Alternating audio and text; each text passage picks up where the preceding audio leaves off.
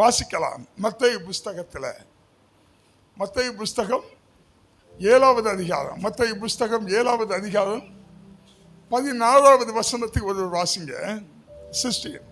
அவர்களுடைய கனிகளினாலே அவர்களை அறிவீர்கள். நல்ல கவனிங்க, அவர்களுடைய கனிகளினாலே அவர்களை அறிவீர்கள். முட்செடிகளில் திராட்சை பழங்களையும் முட்பூண்டுகளில் அத்தி பழங்களையும் பறிக்கிறார்களா? அப்படியே நல்ல மரமெல்லாம் நல்ல கனிகளை கொடுக்கும், கெட்ட மரமோ கெட்ட கனிகளை கொடுக்கும். நல்ல கவனிங்க, ஆண்டவருக்கு ஒரு காரியத்தை சொல்றாரு. ஒருத்தருக்கு எதனால அறியலாம்னா அவர்களுடைய கனிகள்னால. ஏன்னா முந்தின வசனம் கள்ள தீர்க்கதரிசிகளுக்கு எச்சரிக்கையாக இருங்கள். அதே அதிகாரத்தில் முந்தின வசனம் சொல்லுது கள்ள தீர்க்கதரிசிகளுக்கு எச்சரிக்கையாக இருங்கள். அப்ப கவனிங்க, இந்த கள்ள தீர்க்கதரிசிகளை எப்படி அடையாளம் கண்டு கொள்ளலாம்னா அவரவர்களுடைய கனிகளினாலே அவரவர்களை என்ன செய்ய முடியும், அறிந்து கொள்ள முடியும். அப்ப பாருங்க, கிறிஸ்தவ வாழ்க்கையில கனி ரொம்ப முக்கியம். நம்முடைய வாழ்க்கையில கனிகள் ரொம்ப முக்கியமானது. எப்படியாவது என்ன செய்யணும்னா நம்ம வளர வளர நம்முடைய வாழ்க்கையில கனிகள் வெளிப்படணும். பாருங்க, ஆண்டவர் இயேசு கிறிஸ்து மரத்துக்கிட்ட வர்றாரு. அங்க கனி இல்லாததுனால என்ன செய்யறாரு, மரத்தை சபிக்கிறாரு. கவனிங்க, அப்ப நம்முடைய வாழ்க்கையில கனிகள் வெளிப்படுகிற வாழ்க்கையா இருக்கும். நமக்கும் கனி கொடுக்கணுங்கிற ஆசை இருக்கு. ஆசை இல்லாம இருக்கா? ஆசை இருக்கிறதுனாலதான் நம்ம என்ன செய்யணும், அடிக்கடி தீர்மானங்கள் எடுக்கிறோம். ஆசை இருக்கிறதுனால நம்ம என்ன பண்றோம், தீர்மானங்கள் எடுக்கிறோம். என்ன தீர்மானம் எடுக்கிறோம், ஆண்டவரே நான் இதுவரைக்கும் செய்த தவறுகளை இனிமேலாம் செய்ய கூடாது.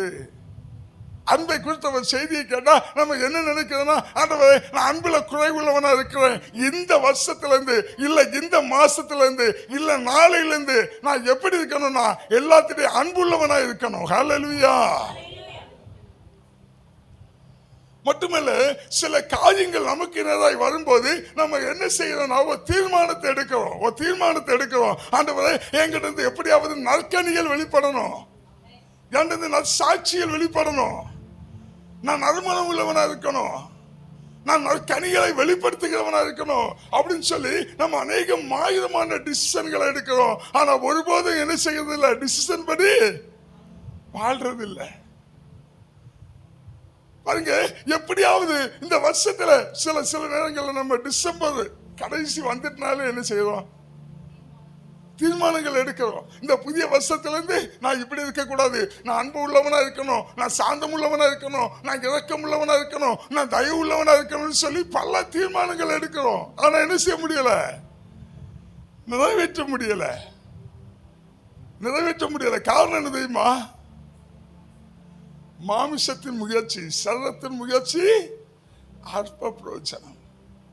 அப்ப நம்ம எப்பெல்லாம் சரீரத்தில் ஒரு முயற்சி எடுக்கிறோமோ சரீரத்தின் முயற்சி அற்ப பிரயோஜனம். அப்ப பாருங்க, கனிகள் எதனால உண்டாகுதுன்னா முயற்சினால இல்ல, வளர்ச்சியினால. கனிகள் எப்படி உண்டாகும், அதுக்குதான் சொன்ன பாருங்க, நீங்க நேற்றுக்கு இருந்தது போல இன்னைக்கு இருக்க கூடாது, போன வாரம் இருந்தது போல இந்த வாரம் இருக்க கூடாது, போன மாசம் இருந்தது போல இந்த மாசம் இருக்க கூடாது. உங்களுடைய ஆவிக்குரிய வாழ்க்கையில என்ன செய்யணும், வளர்ந்துகிட்டே இருக்கணும். இதான் வளர்ச்சி, இதான் சரியான பாதை.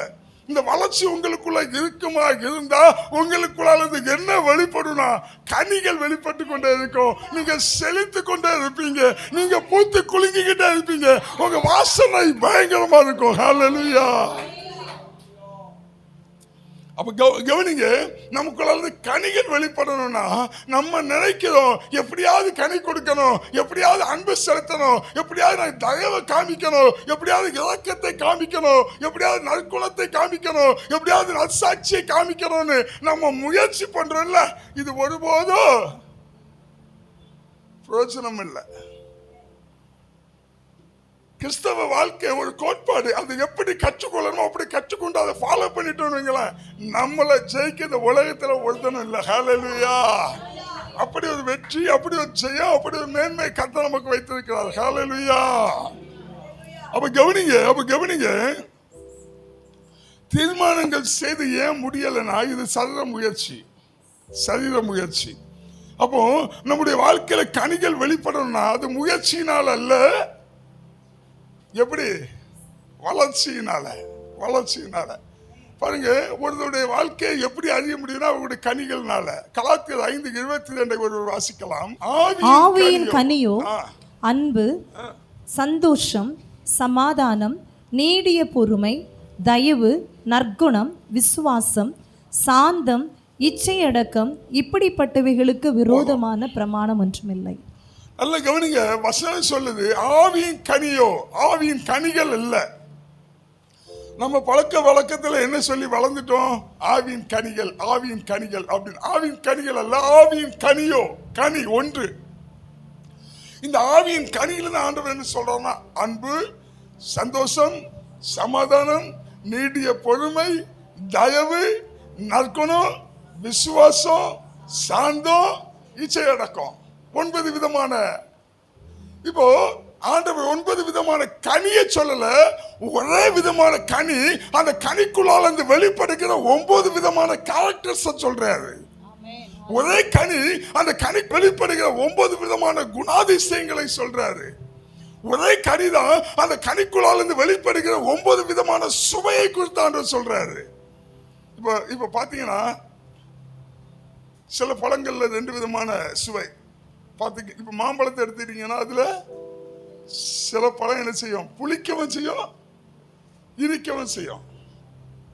அது புளிக்கும், கக்கிறது துவர்ப்பு தன்மை, துவர்க்கும், இனிக்கும். இந்த மாதிரி ஒரே பழத்துல 2 வகையான டேஸ்ட், 3 வகையான டேஸ்ட் வருதுல்ல. இதே போல ஆண்டவர் என்ன சொல்றான்னா, இந்த ஆவியின் கனியில 9 விதமான டேஸ்ட், 9 விதமான குணாதிசயம், 9 விதமான கேரக்டர்ஸ். இந்த செய்தி இந்த நாள்ல நீங்க நல்லா கேளுங்க, கவனிங்க. ஆவியின் கனி வந்தாலே என்ன செய்யணும்? 9 விதமான கேரக்டர்ஸ் நமக்குள்ள வெளிப்படும். ஆனா ஒருபோதும் நம்முடைய மாம்சத்தின் முடிவினால, நம்முடைய சரீரத்தின் முடிவினால நம்முடைய ஆவியின் கனிகளை வெளிப்படுத்த முடியாது. ஏன்னா வசனம் சொல்லுது, சரீரத்தின் முயற்சியோ அற்ப பிரயோஜனம். அப்ப கவனிங்க, நம்முடைய வாழ்க்கையில கனி வரணும். இந்த கனி நிச்சயமாய் வெளிப்படணும். இது எப்படிப்பட்ட கனினா அன்பு, சந்தோஷம், சமாதானம், நீடிய பொறுமை, தயவு, நற்குணம், விசுவாசம், சாந்தம், இச்சையடக்கம், இப்படிப்பட்ட கனிகள் எல்லாம் எனக்குள்ள வெளிப்படணும் சொல்லி எத்தனை பேர் ஆசைப்படுறீங்க? அதுக்கு சில வரமுறைகள். இப்போ மாங்கனி வேணும்னா என்ன செய்வோம்?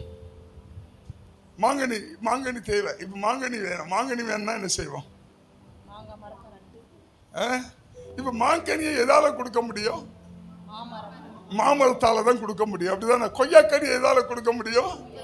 கொய்யா மரத்தால தான் கொடுக்க முடியும், அப்படிதானே? இப்போ நம்ம வாசிச்சது என்னன்னு கேட்டீங்கன்னா ஆவியின் கனி.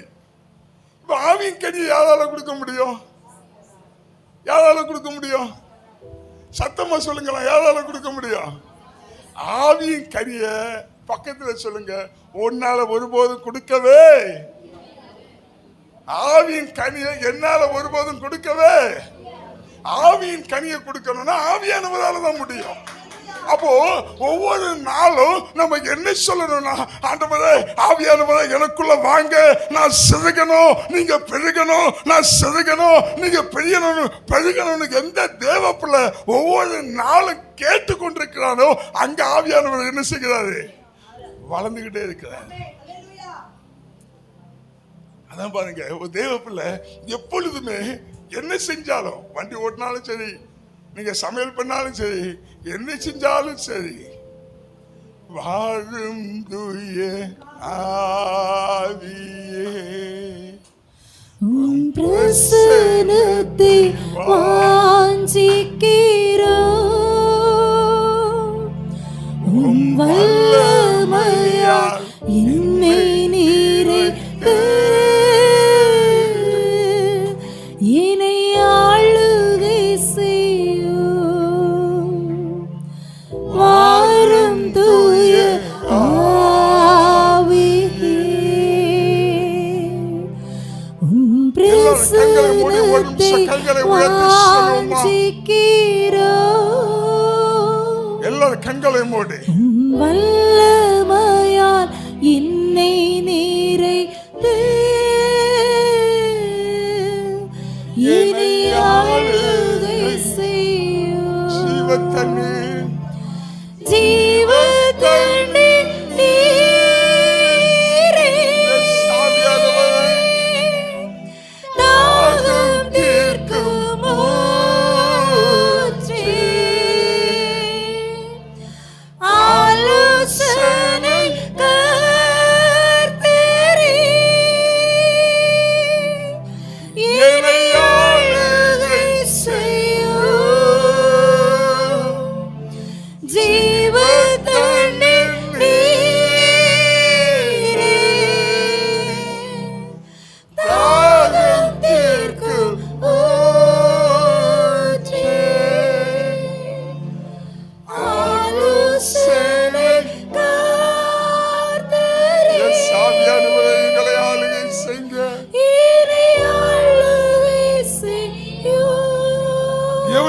தேவ பிள்ளையுடைய வாழ்க்கையில எப்பொழுதோ எந்த நிமிஷமோ ஒரு அனுபவம் இருக்கணும். என்ன அனுபவம்னா, ஆவியானவரே என்னை நிரப்புங்க ஆண்டவரே, இந்த மாமிச உலகத்துல நான் மாமிசத்தின்படி வாழக்கூடாது, எப்பொழுதோ ஆவிக்குள்ள நான் வாழணும்.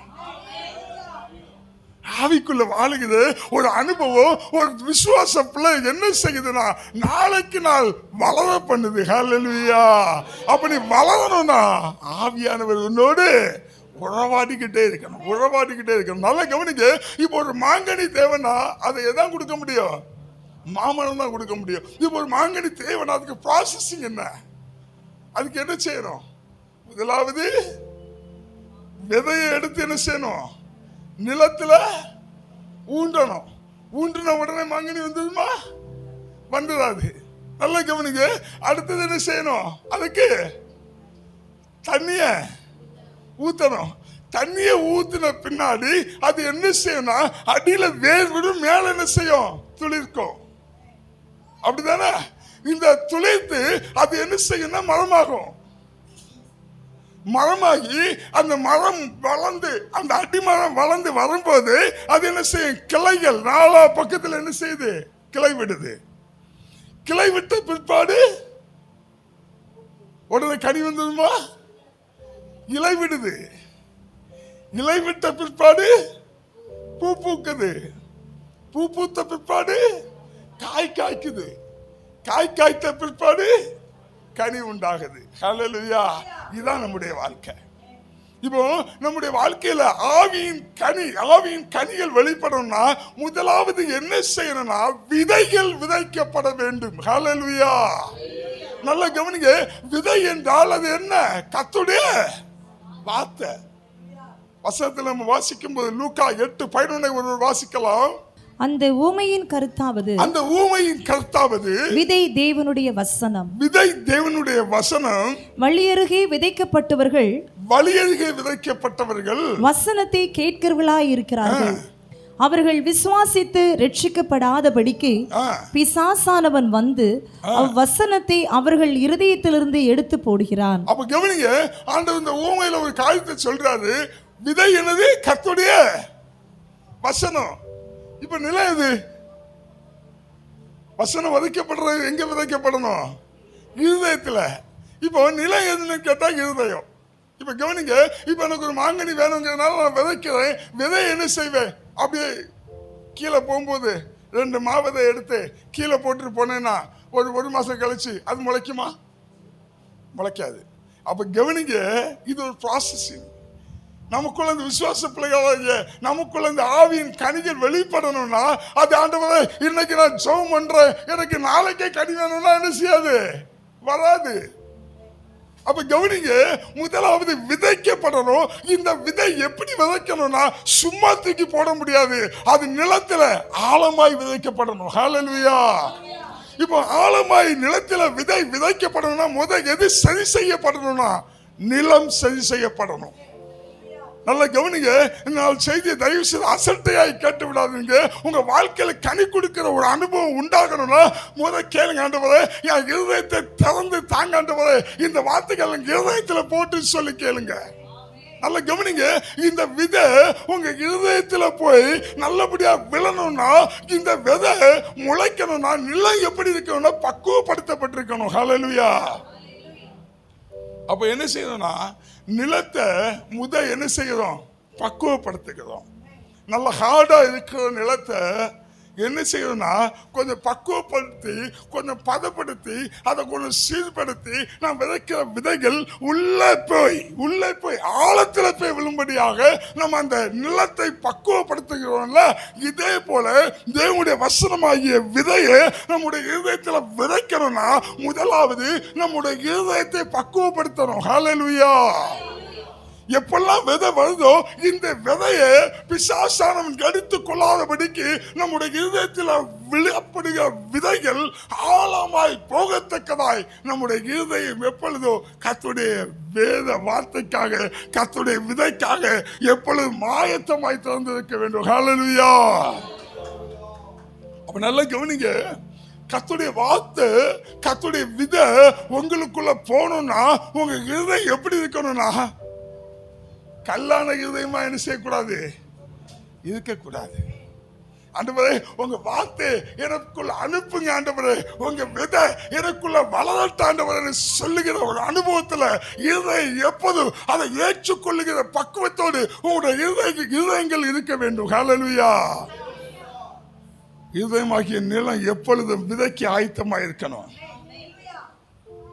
உங்க இருதயத்துல ஆண்டவர் நம்பி விதைக்கிறார்னா அந்த விதை வீணாய் போகவே கூடாது.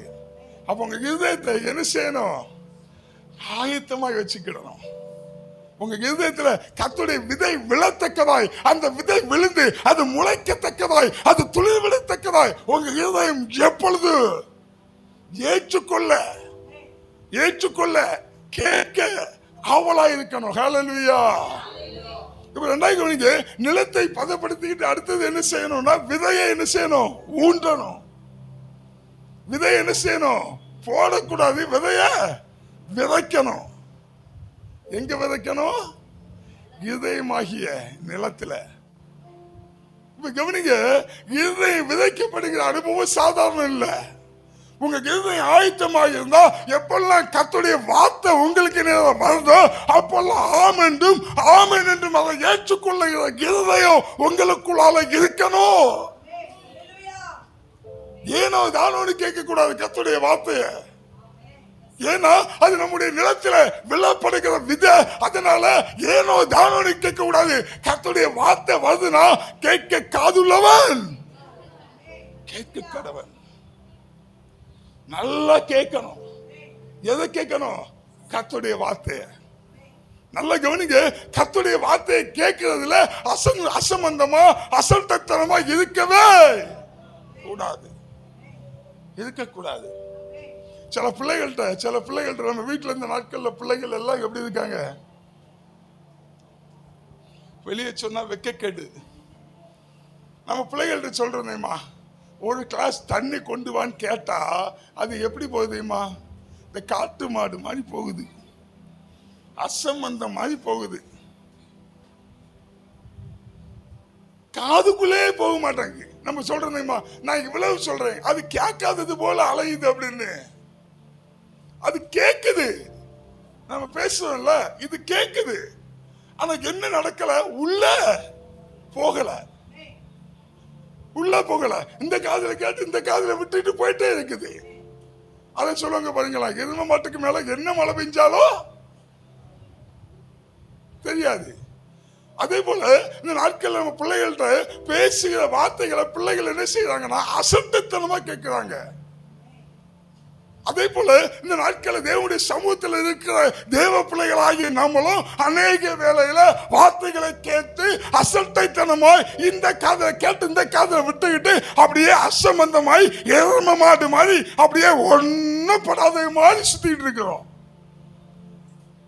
நல்ல கவனிங்க, கர்த்தருடைய வார்த்தையை என்ன செய்யணும்னா இதயத்தில் ஆழமாய் அந்த வார்த்தைகள் ஊண்டப்படத்தக்கதாய் வார்த்தைகளை கேட்கணும்.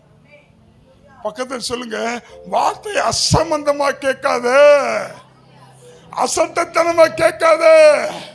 இந்த வார்த்தை உன் வாழ்க்கையை வலிமையாக்க வல்லது. நல்ல கவனிங்க. அசட்டத்தனமா கேட்காதீங்க, நல்ல காதை கொடுத்து கேளுங்க. கர்த்தர் சொல்றாரு, உன்னை ஆசீர்வதிப்பேன், உன்னை பெருக பண்ணுவேன்னு சொன்னா நீங்க சொல்லணும், ஆமென், என்ன கர்த்தர் பெருக பண்ணுவாரு. இதயத்துல அந்த வார்த்தை ஆழமா ஊண்டப்படணும். கர்த்தருடைய வார்த்தை வரும்போது ஆமென்னு சொல்றீங்கன்னா உங்க ஹார்ட், உங்க இருதயம் எப்படி இருக்குன்னா நல்ல நிலமா இருக்குது. இங்க விழுகிற விதைகள் நிச்சயமாய் 30, 60, 100 பலன் கொடுக்கும். ஆமென்னு சொல்லி பழகுங்க. உங்க ஆவிக்குரிய வாழ்க்கை எப்படி இருக்குன்னு இப்ப ஒரு நிமிஷத்துல பார்த்துருமா. நீ மென்மேலும் பலப்படுவாய், உன் வாழ்க்கை எழும்போ, உன் வாழ்க்கை உயரும், நீ ஆசீர்வாதமாய் இருப்பாய். இப்படி எல்லாம் வார்த்தை வரும்போது நீங்க ஆமென் ஆண்டவரே, நான் ஆசீர்வாதமா தான் இருப்பேன், நான் மேன்மையா தான் இருப்பேன், நான் உயர்வா தான் இருப்பேன், நான் செழிப்பா தான் இருப்பேன், நான் கனி உள்ளவனா தான் இருப்பேன்னு சொல்லுவீங்கன்னா இந்த விதை என்ன செய்யுது? இந்த விதை என்ன செய்யுது? உங்க இருதயத்துல விதைக்கப்படுது. இத காக்காவும் கொத்த முடியாது, கழுகும் கொத்த முடியாது, பிசாசும் கொத்த முடியாது. இது என்ன செய்யும்? வேர் விட ஆரம்பிக்கும். இது வேர் விட ஆரம்பிக்கும். நீங்க மட்டும் நல்ல கர்த்தருடைய வார்த்தையை நல்ல நிலமா இருந்து இந்த வார்த்தையை கேட்பீங்கன்னா இந்த வார்த்தை விழுந்ததோடு செத்து போகாது, இது வேர் விட ஆரம்பிக்கும். இப்ப கவனிங்க, இது வேர் விட ஆரம்பிச்சுட்டு வைங்களேன், வேர் விட ஆரம்பிச்சுட்டு வைங்களேன், அடுத்தது என்ன செய்யும்? துளிர்க்கும். என்ன செய்யும்? துளிர்க்கும். இது துளிர்க்கும் போது, இந்த வேர் விடும் போது, இது துளிர்க்கும் போது இந்த மண்ணு எவ்வளவு அழுத்தத்தை கொடுத்தாலும் சரி, இந்த மண்ணு எவ்வளவு கற்பாறை போல இருந்தாலும் சரி, இந்த மண்ணு எவ்வளவு கடினமா இருந்தாலும் சரி, இந்த துளிர் விடுதில்ல, இது எப்படி வரும்னா இந்த மண்ணை பொத்துக்கிட்டு வெளியே வந்துடும். ஹல்லேலூயா. இதுதான் ஒரு நல்ல விதைக்கப்பட்டவனுடைய வாழ்க்கை. நல்ல கவனிங்க, எந்த அளவுக்கு அடியில நீங்க வேர் விட கிறிஸ்துக்குள்ள வேர் பற்றுகிறீங்களோ, ஆனா உங்க வேர் இப்படி யாரா இருக்கணும்? உங்க வேர் யாரா இருக்கணும்? கிறிஸ்துவா இருக்கணும். ஹல்லேலூயா, ஹல்லேலூயா. வேதத்துல வாசிக்கலாம், கொலோசியர் 2:6. ஆகையால் நீங்கள் கர்த்தராகிய கிறிஸ்து இயேசுவை ஏற்றுக்கொண்டபடியே அவருக்குள் வேர் கொண்டவர்களாக. நல்ல கவனிங்க, போதும். கர்த்தராகிய கிறிஸ்து இயேசுக்குள் வேர் கொண்டவர்களாய். அப்ப நல்ல கவனிங்க, உங்களுடைய வேர் யாருன்னா கர்த்தராகிய இயேசு கிறிஸ்து. அவர் வேர் விட வேர் விட வேர் விட உங்களுக்குள்ளால துளிர்க்க ஆரம்பிக்கும். ஹல்லேலூயா. இப்போ துளிர்க்கணும்னா ஒரு அனுபவம் வேணும். துளிர்க்கணும்னா நல்ல நிலத்தை பதப்படுத்தியாச்சு, நல்ல விதையை கொண்டு விதைச்சாச்சு, விதைச்ச உடனே வேர் விட்டுருமா, உடனே துளிர்க்க ஆரம்பிச்சிருமா? அப்ப கவனிங்க, நிலத்தை பதப்படுத்தி விதையை போட்டுட்டோம்ல, இப்ப இங்க என்ன ஊத்தணும்? என்ன ஊத்தணும்? அப்போ ஜலம் ஊற்றப்படணும்னா ஜலம் யாருக்கு ஒப்பானவர்? சொல்லுங்க பாப்பா, ஜலம் யாருக்கு ஒப்பானவர்? ஆவியானவருக்கு ஒப்பானவர். நல்ல கவனிங்க, அப்போ நிலத்துல விதைத்த நம்ம என்ன செய்யணும்னா ஆவியானவர் அனுதினமும் அனுதினமும் அனுதினமும் ஊற்றப்பட்டு கொண்டே இருக்கிற அனுபவம் நமக்குள்ளால இருந்துகிட்டே இருக்கணும். இத டெய்லி டெய்லி டெய்லி ஒரு விசுவாச பிள்ளை தன்னுடைய இதயத்தை, ஆண்டவரே நான் வசனத்தை படிக்க போறேன், இந்த வசனம் என் இதயத்துல விதையாய் மாறணும் ஆண்டவரே. அது மட்டும் இல்ல ஆவியானவரே, இந்த வசனத்தின்படியே என் வாழ்க்கை இருக்கணும். அதனால உங்க மகிமைய, உங்க பிரசனத்தை, உங்க வல்லமைய, உங்க பிரசன்ஸ என் மேல ஊற்றுங்க ஆண்டவரே. தினசரி தினசரி தினசரி இந்த தண்ணீர் ஊற்றப்படுகிற அனுபவம். பக்கத்தில் சொல்லுங்க, டெய்லி தண்ணி ஊத்து. அப்பதான் வேர் விடும், அப்பதான் முளைக்கும், அப்பதான் துளிர் விடும். இந்த தண்ணீர் ஊற்றப்படுகிற அனுபவம் என்ன தெரியுமா? வாரும் தூய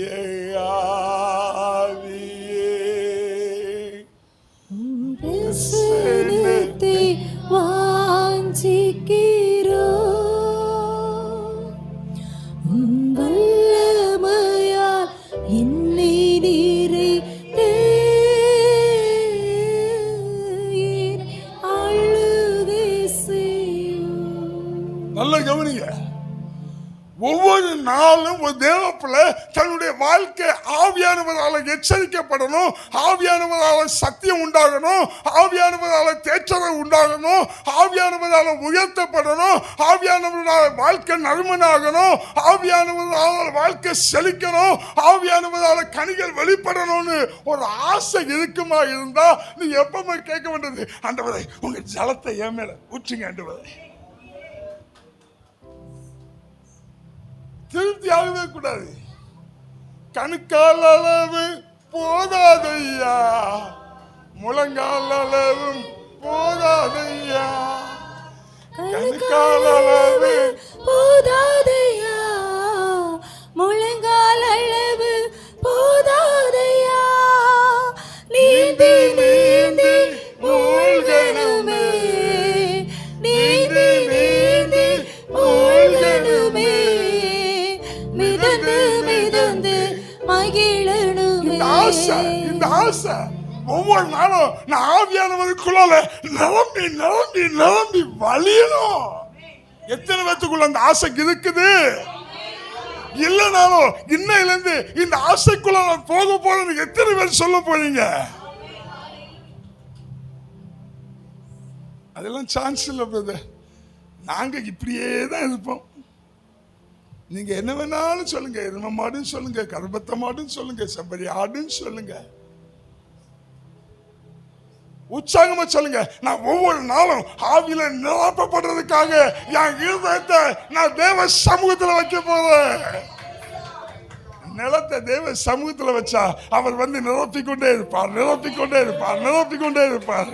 இந்த விதை என்னதை செய்ய தொழிலுக்கு ஆரம்பிச்சிடும். இதுக்குதான் சொல்லுவாங்க பாருங்க, வேர் கிறிஸ்துக்குள்ள நம்ம வேர் பற்றுக்கிறோம்ல, கிறிஸ்துக்குள்ள பலப்படுறோம்ல, கிறிஸ்துக்குள்ள ஐக்கியமாகிறோம்ல, கிறிஸ்துக்குள்ள பின்னி பிணைகிறோம்ல, இந்த அனுபவம் எங்க தெரியுமா இருக்கும்? வேர் பற்றுகிற அனுபவம் எங்க இருக்குது? பூமிக்கு அடியில. அப்போ நம்மளை கிறிஸ்துக்குள்ள வேர் பற்றுகிற அனுபவம் எங்க தெரியுமா இருக்கும்?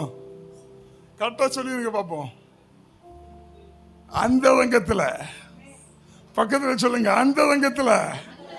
நீ அந்த ரங்கத்துல வேர் பற்ற பற்ற பற்ற வெளியரங்கமாய் துளிர்விட ஆரம்பிப்பாய், வெளியரங்கமாய் வளர ஆரம்பிப்பாய், வெளியரங்கமாய் கனி கொடுக்க ஆரம்பிப்பாய்.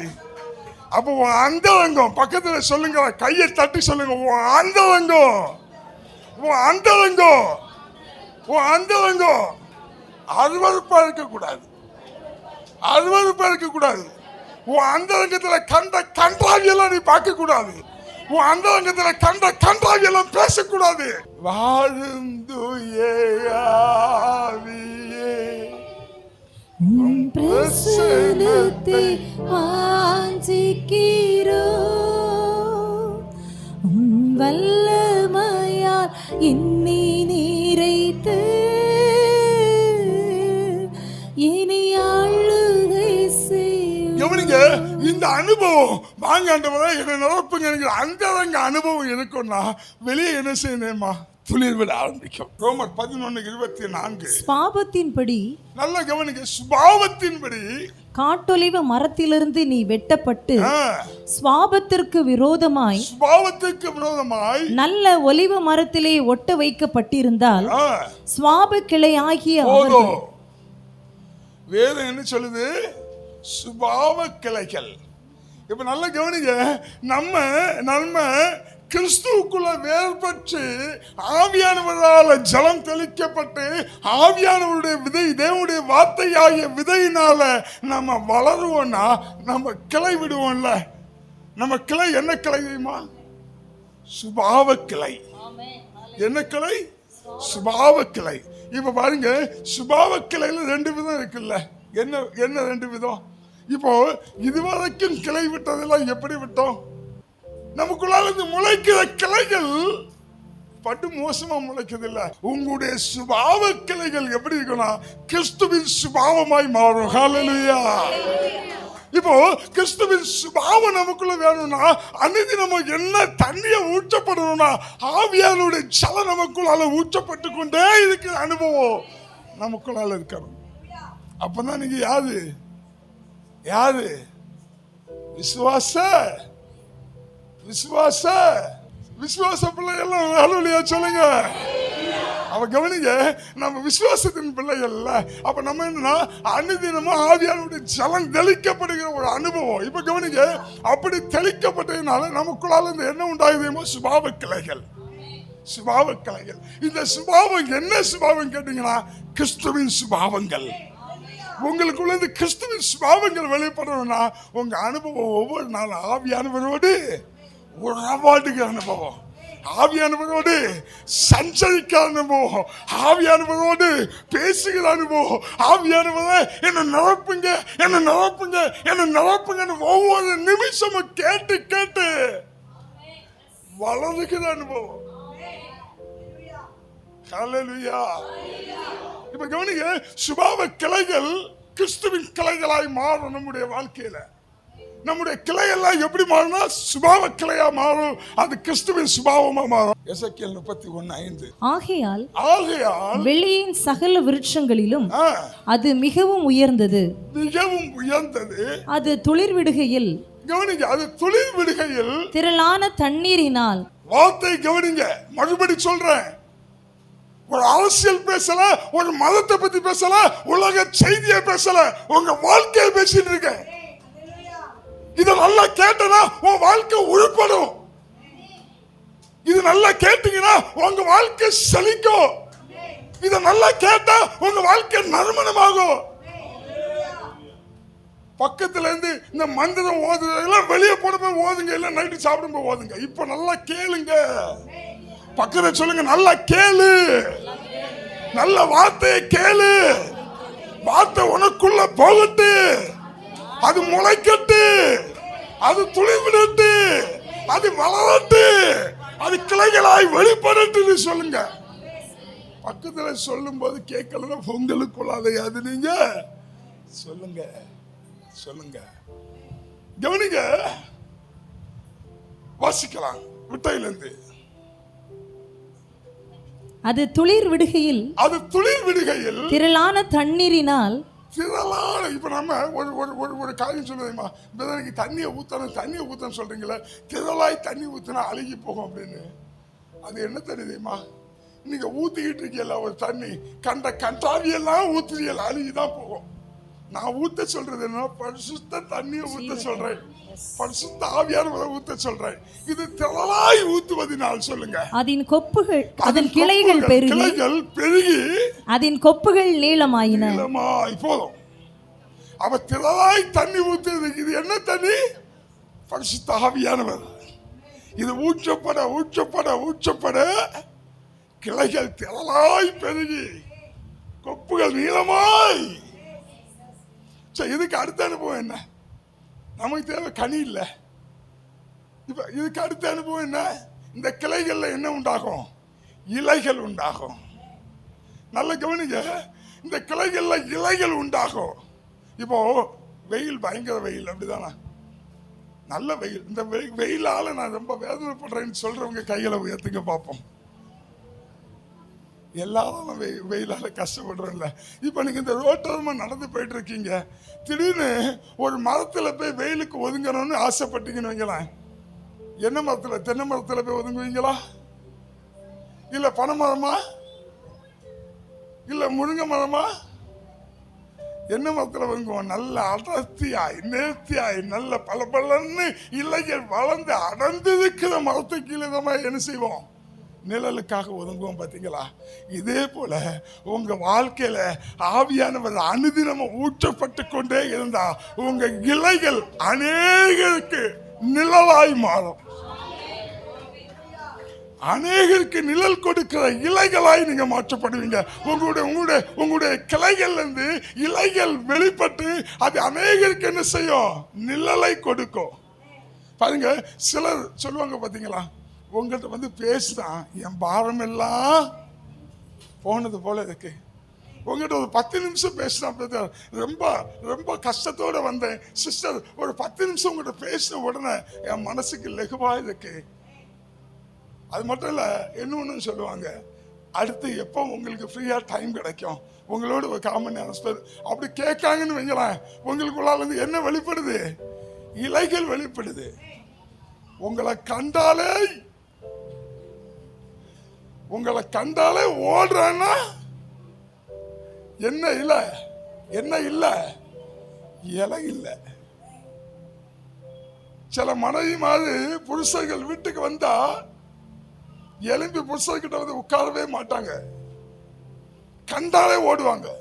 சில புருஷர்கள் மனைவிகள் வீட்டு பக்கம் வர மாட்டாங்க. ஏன் புருஷன் வீட்டுக்கு வர மாட்டாங்கன்னா இங்க என்ன இல்ல, இலை இல்ல. அப்ப கவனிங்க, இந்த இலைக்கு வருகிற அனுபவம் வேணும்னா தான் நான் என்ன சொல்றேன்னா, ஒவ்வொரு நாளும் ஏன்னா அந்த தண்ணி ஊற்றுகிற அனுபவத்தில் இலை அப்படி கொஞ்சம் வாடி நின்னாலும் இந்த தண்ணியை தெளிச்ச உடனே அப்படி பச்சை பசேல்னு அது காட்சி கொடுக்குது பார்த்தீங்களா? இதே போல உங்களுடைய வாழ்க்கையில தண்ணீர் தெளிக்கப்பட நீங்க பச்சை பசேல்னு அநேகருக்கு நிழல் கொடுக்கிற இலைகளாகி மாற்றப்படுவீர்கள். ஹல்லேலூயா. அதுக்கு தான் சொல்றேன், ஒவ்வொரு நாளும் வாழும் தூய ஆவி பிரசன்னத்தை வாஞ்சிக்கிறோம். வல்லமையா என்னை நிறைத்து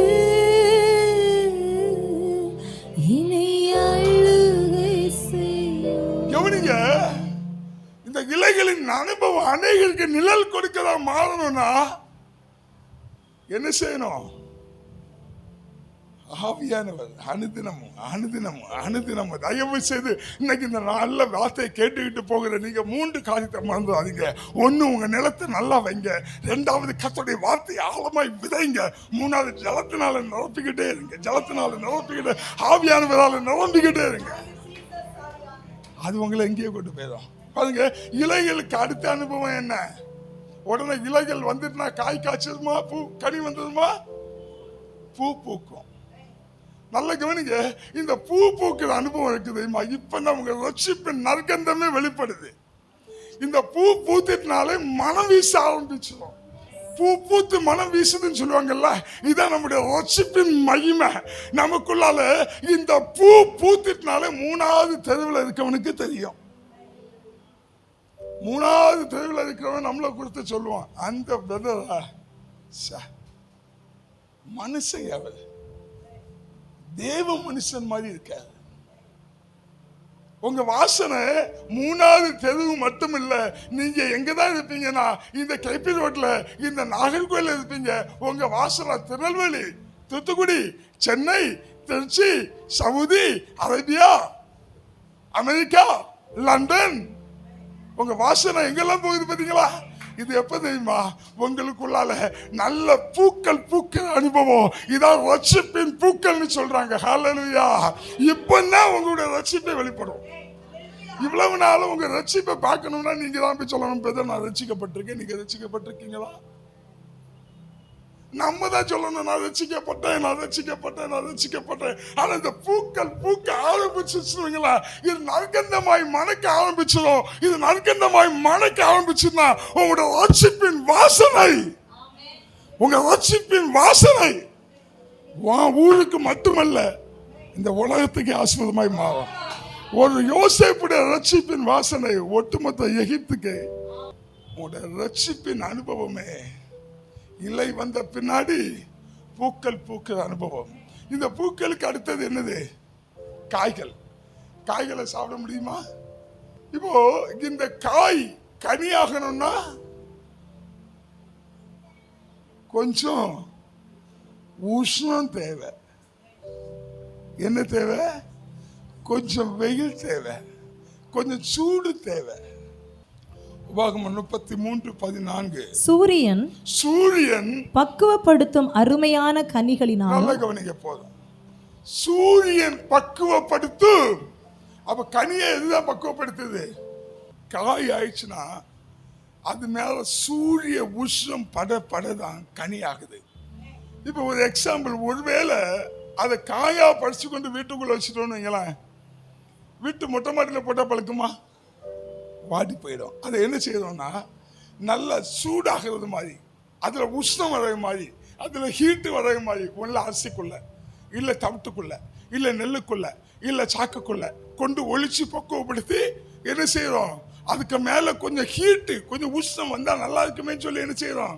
பக்குவப்படுத்தி இங்கே கொண்டு அடைச்சி வைக்கிறோம் பழமாகிறதுக்கு. அதே மாதிரிதான் மரத்தில் இருக்கும்போது இந்த காய் கனியாகிறதுக்கு சூரியன் அதை பக்குவப்படுத்துது. அப்ப நல்லா கவனிங்க, இந்த ரட்சிப்பின் நறுமணம் வீசி காய் காய்த்த பின்னாடி சில வெப்பங்கள், சில சூடுகள், சில உஷ்ணங்கள் நம்மளை நோக்கி வரும் தெரியுமா, அதை நம்ம என்ன தெரியுமா செய்ய மாட்டோம், பொருட்படுத்தவே மாட்டோம்.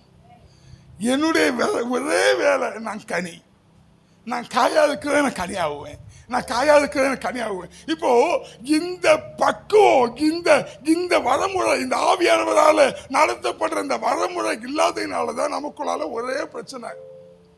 அவன் என்னை பத்தி பேசிட்டு இருக்கானோ, இவன் என்னை பத்தி என்ன நினைச்சுக்கிட்டு இருக்கானோ, இவன் என்னை பத்தி என்ன சொல்லிக்கிட்டு இருக்கிறான், அவன் வேலையை பார்க்க நேரம் இல்லை. ஆனா நம்ம ஊழ்பட்ட பிரச்சனை தூக்கி பாருங்க. மோசைக்கு விரோதமாய், என்னாகும் 12வது அதிகாரம் வாசிக்க டைம் இல்லை. மோசைக்கு விரோதமாய் ஆரோனும் மீதியாமும் பேசினார்கள். மோசை என்ன தெரியுமா செஞ்சுக்கிட்டு இருந்தான், வாழும் தூய ஆவியே பிரசன்னத்தை வாஞ்சிக்கிறோம், வல்லமையால் என்னை நீரை இணையாளு. கவனிங்க கவனிங்க, இது என்ன அனுபவம்னு கேட்டீங்கன்னா, என்ன சுத்தி எவன் என்ன பேசினாலோ அதை பத்தி எனக்கு கவலையே இல்லை. நான் கனி, கத்தல் என்னை செழிக்க பண்ணி இருக்கிறார். நான் கனி கொடுக்கிற வாழ்க்கைக்குள்ள கடந்து போயிட்டு இருக்கிறேன். ஹல்லேலூயா.